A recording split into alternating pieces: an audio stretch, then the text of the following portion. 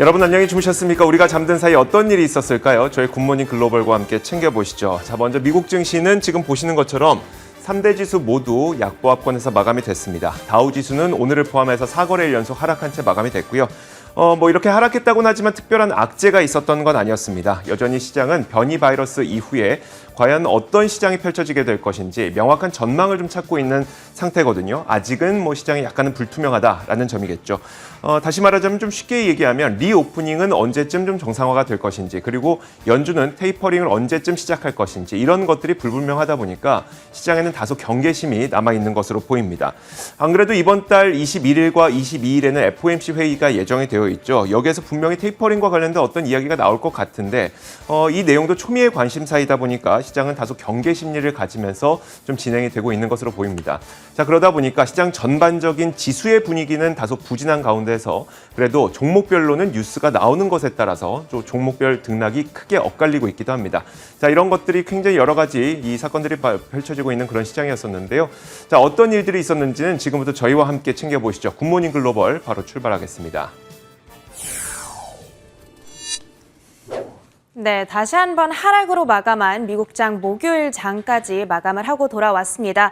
이번 주는 아무래도 지수도 계속 조금씩 빠지고 섹터별로 등락이 많이 엇갈리다 보니까 유난히 대응하기 조금 어려운 한 주로 느껴지는데요.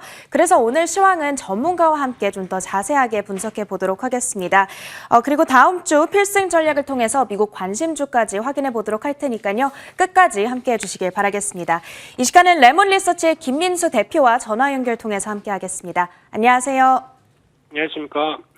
네, 먼저 간밤 마감한 미국 증시 시황에 대한 분석부터 내려주시죠. 네, 다우지수 중심으로 4거래일째 하락세를 보이면서 미국 시장도 재미가 없는 흐름이 며칠째 이어가고 있습니다.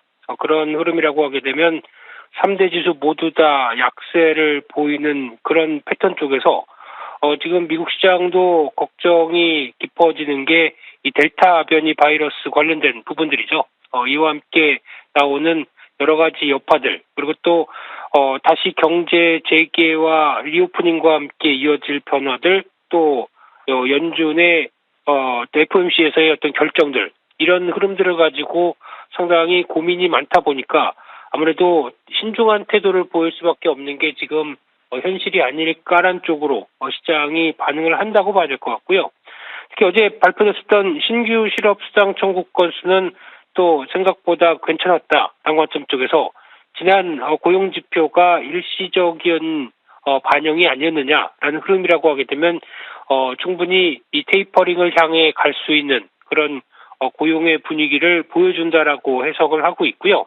게다가 또 이번에 22 통화정책회의에서 유럽 쪽에서도 어떤 예고는 돼 있었습니다. 어느 정도 완화적인 통화 정책에서 엑시트하려는 분위기 쪽에서 이번에 나왔던 얘기는 채권의 매입 속도를 줄이겠다라는 쪽으로 언급을 했던 상황들인데, 그렇게 되면 기존에 공급되던 유동성을 이제 점진적으로 축소를 하는 관점 쪽에 어떻게 보면 테이퍼링이죠. 근데 이게 쉽게 말씀드리면은 생각했던 것보다는 좀 점진적으로 이어진다라고 하게 되면 ECB도 신경은 쓰되 과잉 유동성에 대한 흐름에 신경을 쓰되 어떤 속도는 그만큼 좀 더디게 갈 것이다라고 하게 되면 약간 비둘기파적인 내용들이었죠.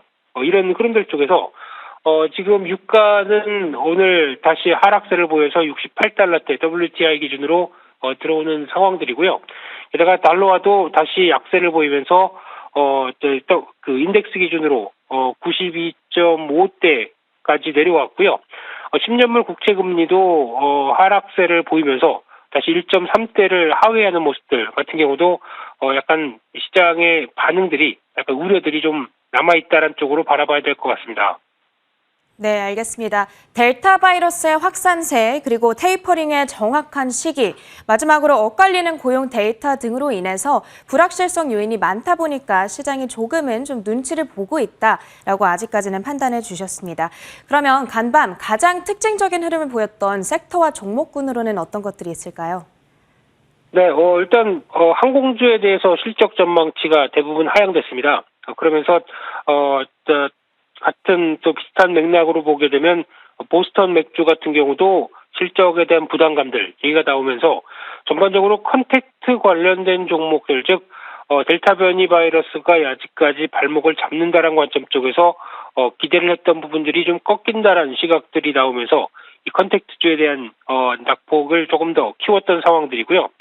하지만 의외로 모더나가 강세를 보이면서 7% 이상 상승세를 보였는데 이쪽은 어떤 코로나19 백신과 독감 백신을 합쳐진 쪽을 개발하겠다라는 소식 속에서 그렇게 되면 효율이 좀 더 좋아지는 백신이죠. 이런 쪽에서 어떤 기대감을 불러일으켰던 측면들이 높고요. 게다가 또 필라델피아 반도체 지수는 그래도 반등했습니다. 그래서 이 부분과 함께 마이크론 테크놀로지가 0.8%대 상승세를 보이다 보니까 이런 변화도 상대적으로 기술주 쪽에 약간 훈풍은 불었는데 하지만 큰 상황은 아니었고요. 게다가 테슬라나 페이스북 같은 경우가 강보합 정도로 반영했을 뿐 나머지는 그렇게 큰 변화가 없었고요. 하지만 시장이 좀 정체되고 약하다 보니까 저희가 보통 얘기하는 밈 주식이라고 그러죠. 또 빠르게 움직이는 중소형주 관련된 쪽은 여전히 움직이는데 AMC 엔터 같은 경우도 한때 얘기가 많았던 부분들 이런 쪽도 반등을 하면서 중소형주 쪽의 모멘텀은 완전히 꺾이지는 않았다라는 쪽도 살짝 엿볼 수는 있는 상황으로 보여졌습니다. 네, 간밤 시황 판단 여기까지 분석을 자세하게 내려봤고요. 이제는 앞으로 대응에 대한 이야기를 나눠보도록 하겠습니다. 이 미국의 시황 뉴스를 요즘에 많이 들여다보면 미국의 경제 회복 성장 속도가 많이 둔화하고 있다라는 이야기가 많이 눈에 띄고요. 그리고 10월에는 디폴트 우려까지 작용을 하고 있다 보니까 개인 투자자들이 선뜻 다가가기가 쉽지 않은 장세가 반복되고 있거든요. 여기서 우리가 앞으로 가장 주목해봐야 될 이슈들로는 어떤 것들이 있을까요? 네, 앵커님 얘기하셨던 거의 비슷한 분위기. 그러니까 즉 이러지도 저러지도 못할 상황들이 지금 미국 시장에서도 나오고 있다고 봐야 될 것 같고요. 특히 지금 가장 큰 우려라고 보여지게 되면 하나는 스태그플레이션이 아닌가 싶습니다. 즉 물가는 계속 올라가고 있고 어제 중국에서도 생산자 물가 지수가 발표된 부분을 보게 되면 9.5%대죠. 상당히 어떤 상승폭이 큰데 그러다 보니까 지금 상대적으로 지난 소비자 물가 지수는 몇 달 좀 안정적인 모습을 보였어도 생산자 물가 지수가 저렇게 나오게 되면 소비자 물가에 전이시킬 것이 아니냐라는 관점들이 나오다 보니까 이런 물가에 대한 부담들이 미국도 오늘이죠. 생산자 물가 지수가 발표될 텐데 이런 물가 부담이 이어지는데 오히려 경기는 약간 꺾이는 모습들이 나온다라고 하게 되면 이 스태그플레이션에 대한 공포가 커지는 게 지금 현실이라고 봐야 될 것 같고요. 근데 지금 이 부분에 대해서 지표들이 꺾이는 게 어떤 앞으로 계속 고점을 치고 내려가느냐라는 부분보다는 아무래도 어떤 일시적인 전망이 좀 더 높지 않을까 싶고요. 특히 또 하나 나오는 미국의 소비 둔화 가능성들 이런 쪽들도 어떤 지금 미국의 소비자들이 어떤 지갑에 현금이 없는 게 아니다라는 관점들로 보게 되면 너무 우려가 좀 크다라고 볼 수도 있는 측면들이고요. 게다가 아무래도 이 델타 변이 바이러스를 얼만큼 잘 더 컨트롤하느냐가 가장 큰 변수가 있겠지만은 심리적인 측면 쪽에서 이 부분만 어느 정도 확인이 되게 되면 다시 시장에 대한 확신은 좀 들어올 걸로 보이지고 있는데 아직 그 부분이 조금 더 시장에 남아있는 우려감이라고 봐야 될 것 같고요. 게다가 또 테이퍼링 관련된 쪽 특히 어제 22 얘기를 잠깐 드렸지만은 이런 반응이 나온다고 하더라도 시장에서는 테이퍼링 자체에 대해서 부정적으로 해석은 하지 않을 수도 있다. 왜냐하면 테이퍼링을 통해서 과잉 유동성을 어느 정도 좀 제거시키게 되면은 그에 따라서 나올 수 있는 물가에 대한 어느 정도 안정 가능성에 더 무게를 둘 수가 있기 때문에 이 부분은 상대적으로 너무 또 부정적으로만 보기는 또 힘든 상황이라고 봐야 될 것 같고요. 하지만 이제 금리 인상에는 시간이 많이 필요하다라는 쪽으로 바라보고 있기 때문에 이런 연준의 입장 쪽으로 보게 되면 테이퍼링은 차라리 올해 안에 어느 정도 어떤 결정을 하는 게 더 투자 심리는 긍정적이지 않을까라고 바라보고 있고요.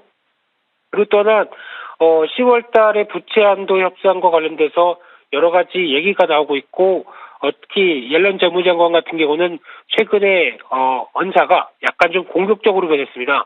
그러다 보니까 심리적으로 좀 불안한 흐름들로 가고 있는 상황들은 맞는 것 같은데, 하지만 이게 쉽게 말씀드리면 정치적인 얘기고요. 정치적으로 양당이 빨리 합의를 봐라라고 하기 위한 약간 또 공격적인, 그리고 또 좀 위협하는 언사들도 같이 있기 때문에 여기에 투자 심리가 너무 흔들리는 데 대해서는 좀 경계를 할 필요는 있지 않을까 생각되고 있는데, 잘 하겠죠. 예, 그런 쪽으로 바라보면서 일단은 지금은 투자 심리에 영향을 끼치는 과정이다라고 보고 있습니다. 조금 더 시장이 확실한 방향성을 잡기까지는 좀 시간을 가지고 지켜봐야겠다라고 분석을 해주셨습니다. 시장 분위기가 이렇게 불확실하다 보니까 대표님의 필승 전략이 더욱더 궁금해지는데요. 저희가 다음 주에 좀 관심을 가지고 지켜볼 법한 유망주 말씀해 주시죠. 네, 공교롭게도 오늘 말씀드릴 종목이 주가가 많이 뛰었습니다. 그러다 보니까 약간 좀 당황스러운데요. 그럼에도 불구하고 변화 모멘텀은 충분히 있다는 관점 쪽에서 룰루레몬이라고 하는 특히 여성분들이 더 잘 아시는 회사고요. 룰루레몬 애슬레티카라는 회사에 대해서 말씀드리고 싶은데요. 이 회사는 98년도에 캐나다 밴쿠버에서 시작됐는데 그래서 이제 저희가 보통 하는 요가복에서 출발을 했지만 이게 기능성 스포츠웨어, 그러니까 즉 약간 프리미엄급이라고 봐야 되겠죠.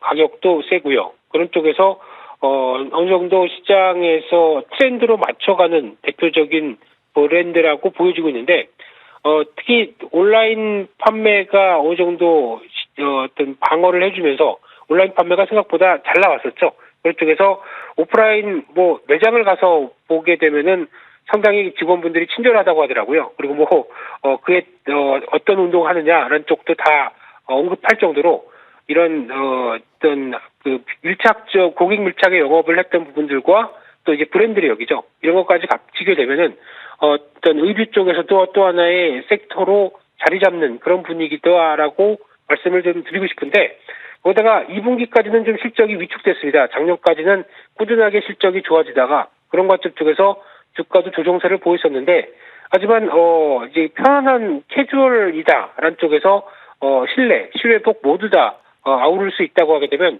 이런 부분들도 긍정적으로 바라볼 수 있을 것 같고요.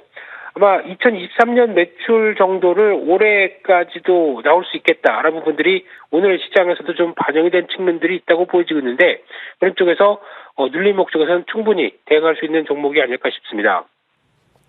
알겠습니다. 다음 주에 우리가 관심을 꼭 가져봐야 될 김민수 대표님의 유망주는 룰루레몬이었습니다. 기억해 보도록 하겠습니다.